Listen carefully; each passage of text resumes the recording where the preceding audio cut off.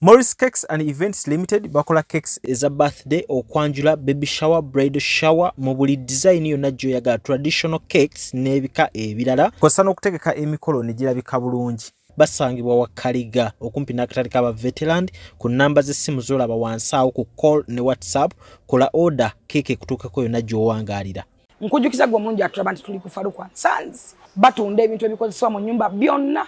Oyagala bibajje bitanda dining, oyagala ntebe nnungi za class ziliko, oyagala wardrobes ez'omulembe, oba oyagala duvet, bed covers ez'omulembe, oyagala kibitanda bine bitagwamu bitagombe bitalumya mugongo byonna. Farukwa Sons basangwa kibuye ku Ntebe Road bali opposite ne Petroske okumpi ne Keti Motors. Genda obakubire kusima namba za simu ziri wansawo yogerako nabo. Jango lambule jango gule. Amanya nze Nsuga Mustafa nkola ne Alihira Holdings Uganda Limited.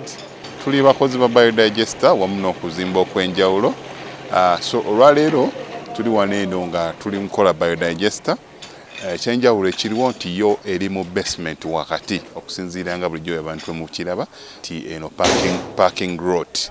So eri wansi eri parking lot eri mu basement. Leero tukoze size y'abantu 5 ngera erina capacity okusavinga ekizimbe kino kyonna nga kinaabeera. Waneeno ngera emigaso gya bulijjo gya biodigester tebagenda kunuunamu.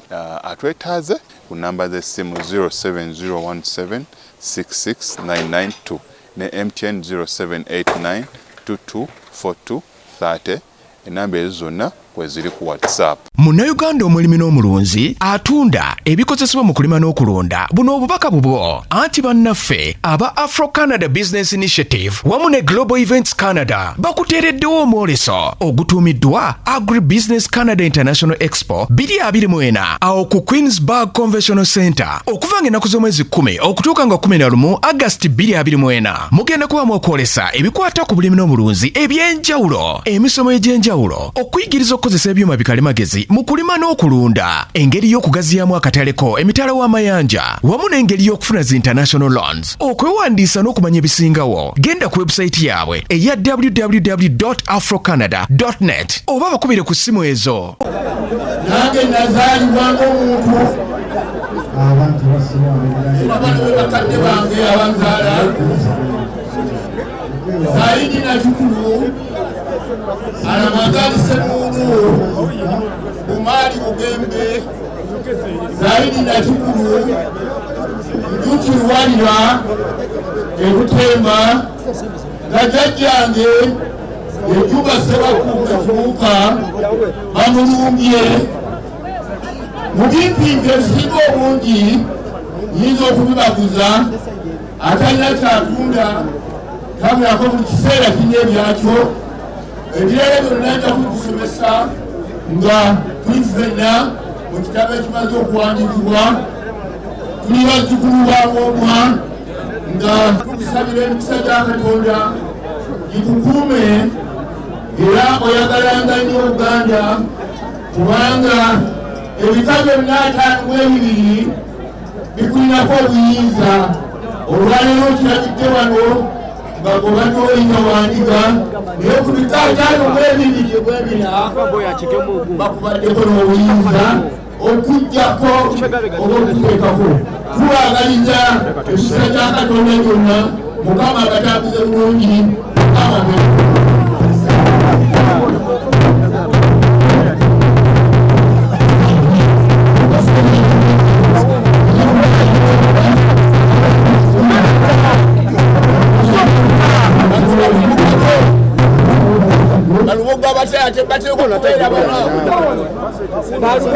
babiri bosika samba babiri wanga era mukuume bulungi atuleko wana abawe ekiriwo ekirangiriddwa ajja kugeeko mu maaso Mukama abakebe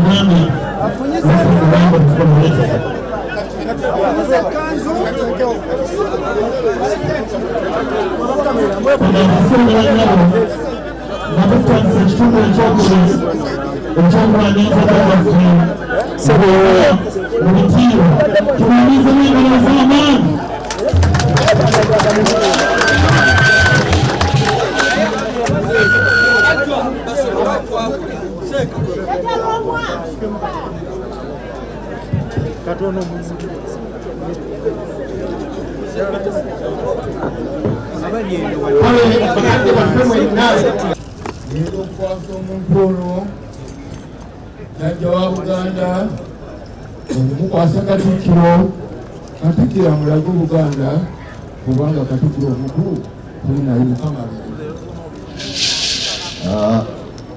jjajja neyanzizza okumpa omukisa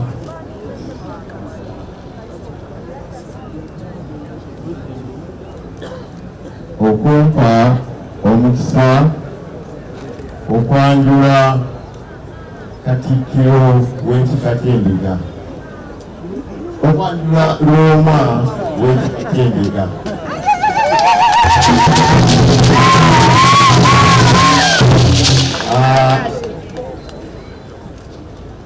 Oweekitiibwa Katikkiro owookubiri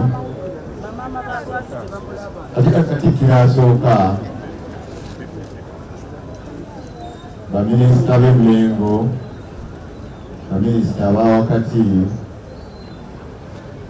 leader of opposition ne pulezidenti w'ekibiina kya NUP Njagala okusooka kasooke neyanjule njagala Ndiga eyijja amakuta. Nva mu nnyumba ya Yozefu Bosa mu luggya lwa Paulo Kiyingi Lwomwa mu lunyiriri lwa Kantangwa olwo nze ndukulembera mu mutuba gwa Namalusu Ebyanga mu ssiga lya Lutalo ebiyijja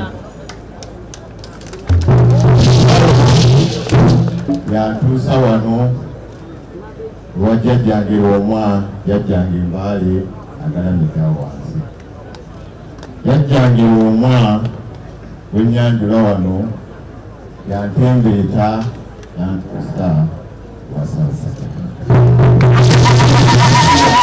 Amannya nze Nsuuga Mustafa, nkola ne Alihira Holdings Uganda Limited. Tuli bakozi ba biodigester wamu n'okuzimba okw'enjawulo. So olwaleero tuli wano eno nga tuli nkola biodigester.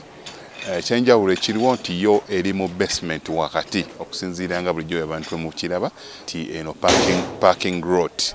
So eri wansi eri parking lot eri mu basement. Leero tukoze size y'abantu 5 ng'era erina capacity okusavinga ekizimbe kino kyonna nga wekinaabeera. Wano eno ng'era emigaso gya bulijjo gya biodigester tebagenda kunuunamu. Atwetaaze ku namba z'essimu 07017669992 ne MTN 0789224230. Enamba ezo zonna kweziri ku WhatsApp.